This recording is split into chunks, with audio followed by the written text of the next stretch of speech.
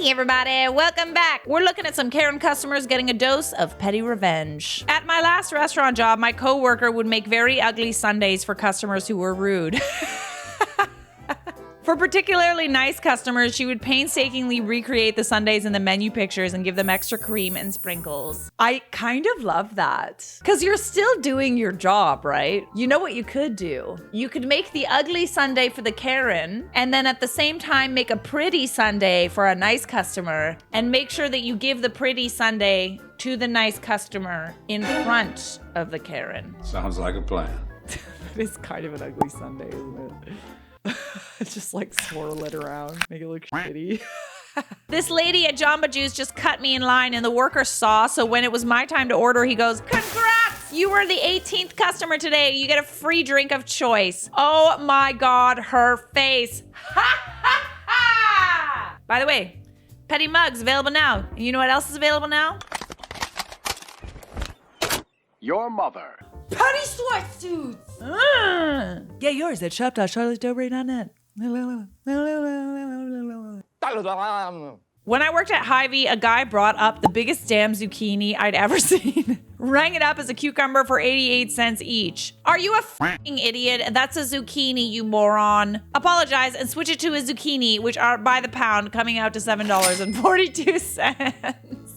Hashtag malicious compliance. Petty cashier revenge. Not telling the rude customer the strawberry they picked were molding. How can you tell? Can you tell through the box? Well, to be quite frank, the customer is supposed to check those things.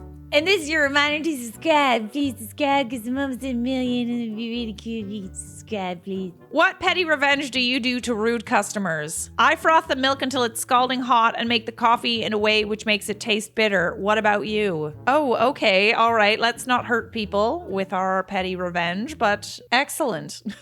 I used to work in a store that had a seniors day where anyone over 55 got 10% off. We didn't have to check IDs or anything, and if I had anyone who was rude and obviously under 55, I would end off the transaction with, "And because it's seniors day, you get 10% off." Oh, yeah. All right, I see what you're doing there. But the thing is you're still rewarding them with the 10% off. You know what I'm saying? I don't know. You know, this would actually probably sting quite a lot, especially if it was a woman that was like in her late 30s or 40s or something. You're telling her that she looks like she's over 55. Yeah, that would hurt. What if they come back on that day and just like buy so much stuff and rack up that 10%? That could backfire is all I'm saying. But, you know, the sentiment is there and I appreciate it. Respect. Were they older women or something? I'd be happy if I was under 55 and you gave me a discount. 10% isn't bad. Most of the time they were in their late 30s to early 40s. No one ever complained to my manager because, hey, 10% off.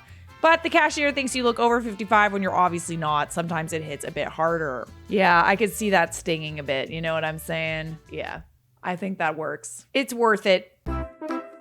Toll tax, charge you for every single sauce, charge for the juices in the cocktails. That vodka cran just went up a whole $1 for that sweet, refreshing cranberry juice. Whoa, and toll tax, okay. You should always be nice to people in customer service. Always be nice to bartenders, to servers, just because you want to be nice. But also, they can do shit like this, and you'll never know. I work a crappy retail job and we just started putting out our Christmas stock. I was working the register while my coworker was in the back room handling a delivery. It was a quiet night, no customers for about a half an hour, and in walks a woman with her 3-year-old daughter. They start looking at the Christmas aisle. I happen to walk by about 10 minutes later and the aisle is completely trashed. I watch as her daughter pulls 3 pegs worth of garland off the wall. Her mother picks out the color she wants and then leaves the rest on the floor. This woman had allowed her daughter to do this for nearly everything in the aisle. She saw me, took her daughter's hand and said, "Come on, honey, let's go check out while this nice lady cleans up." Hell no! She leads her kid toward the checkout. "Joke's on you, lady. I'm the only one working them tonight." I start cleaning the aisle very slowly while she waits at the register. After a few minutes, the lady looks at me and clears her throat. I look up, smile, and say, "I'm sorry, but the company policy states that I can't leave any obstruction in an aisle unattended. I'll be with you as soon as I can." And then I go back to cleaning. Made her wait for a good 20 minutes trying to entertain a bored, increasingly whiny toddler before I came and rang her stuff up. I made sure to give her my biggest smile as I handed her change and said, "Have a nice night." That's what you get. Retail workers and people in customer service are not your personal maids. Okay? This nice lady. I mean, I can be, but not for you.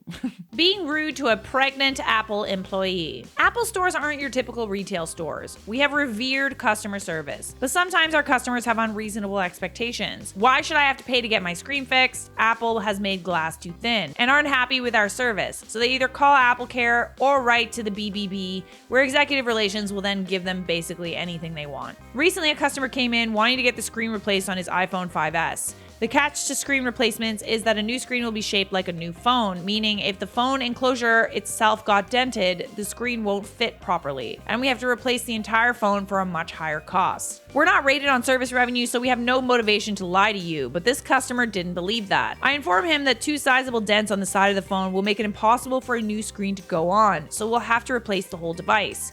He goes into a frustrated tirade about how we should at least try a screen, but if it fails, you've wasted $129, and now he shouldn't have to pay if it fails. If we waste a part and labor on you after informing you, this won't work. Yes, you should. He asked for my manager, who is 6 months pregnant. She calmly corroborates my statement that the repair won't be possible with the dents and that his only option would be a full device swap. He retaliates, "You've got to be the worst bitch I've ever met." How kind of you. Both of us were being rather nice and empathetic about it. She scowls and says, "I'm gonna have to ask you to leave the store." To which he responds, "Why don't you go lose some weight, fatty?" So I decided to write up non-repair notes on his account about that appointment. I saved onto his profile notes that stated our interaction and how he responded. I implored executive relations to not throw us under the bus and refuse this customer anything besides the originally quoted service. Sure enough, 2 days later, I checked his profile again out of curiosity. He had contacted a Tier 3 Apple Care supervisor, and the notes merely stated, "Read notes from technician at Apple retail store.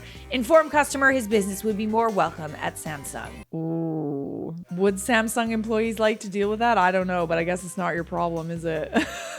I think that customers think that if you're just a dick, that you'll get what you want. I think that customers do have a right to demand what they want when a service or employee is kind of like blatantly ignoring them or not doing their job or whatever. I think you do have a right to complain in that instance, but you don't have a right to complain about anything and everything. You just don't. It has bred what we now know as Karens. And honestly, I think a lot of people take advantage of the fact that, if you complain to the right person, then you'll get stuff for free. Give me a break. On the flip side, though, I have noticed situations where people, in customer service don't take me seriously and don't, I guess, help me at all until I get angry, which is frustrating. So I can see both sides of that coin, but there's no need to be rude, okay?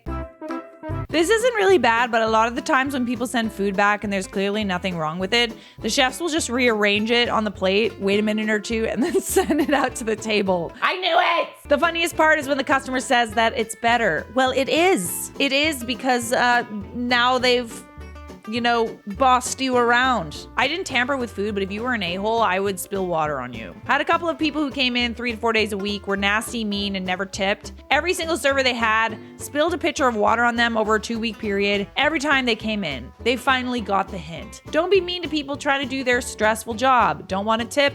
At least be kind. There you go. It's a good way to live your life. Don't want to tip? At least don't be a dick.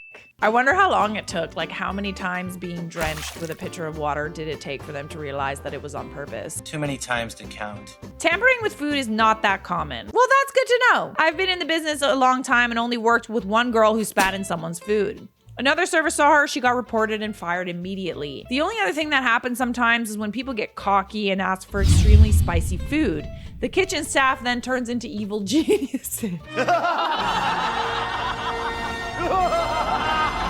A guy once asked me for wings so spicy they would give a woman a miscarriage. I relayed those lovely instructions to the kitchen, and I don't know what they did, but the sauce was burning my nose and making my eyes water as I carried it out. He was not able to finish his wings. Well, I hope he was rude first. Come on now. No need to put someone in the hospital with a spicy tongue. Would you go to the hospital for that? I don't know. Maybe it's possible. It's not really bad, but still makes me chuckle thinking back. My first job in high school was at a fast food franchise in a very small town where you would know many of the people that came through. Whenever a girl came through that this particular female coworker didn't like, she would do whatever she could to increase the caloric count of the order. Oh, that's evil. I love that. If the item had mayo, she'd put extra mayo.